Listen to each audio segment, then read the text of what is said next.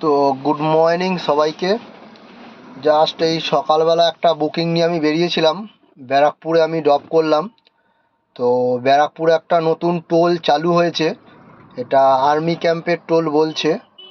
আমাদের ব্যারাকপুরে যে ভিগেলস আছে, আরটিও রয়েছে, একদম আরটিও ঠিক অপোজিটেই।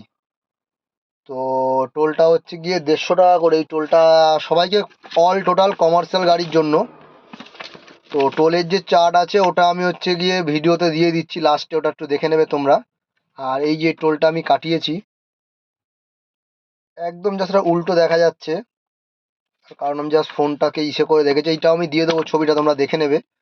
এটা অল টোটাল হচ্ছে গিয়ে আহ, ব্যারাকপুর আন্ডারে পড়ছে এটা। 150 টাকা নিয়েছে। এটার ভ্যালিড আছে হচ্ছে গিয়ে 31/3, আজকে কাটলাম আমি। আজকের ডেট হচ্ছে গিয়ে 27/5/26। আর এটার ভ্যালিড রয়েছে হচ্ছে গিয়ে 31/3/2027 পর্যন্ত। 150 টাকা নিয়েছে। 4 হুইলার গাড়ির জন্য 150 টাকা, 3 হুইলার গাড়ির জন্য হচ্ছে কি 100 টাকা, আর 6 হুইলার গাড়ির জন্য হচ্ছে কি 200 টাকা। এটা নতুন নাকি 1 তারিখ দিয়ে চালু হয়েছে, আমি জিজ্ঞেস করেছিলাম। তো নতুন নাকি 1 তারিখ দিয়ে চালু হয়েছে এটা। তো আমি এটা ডিটেলসটা তোমাদেরকে দিয়ে দিচ্ছি, তোমরা একটু দেখে নেবে।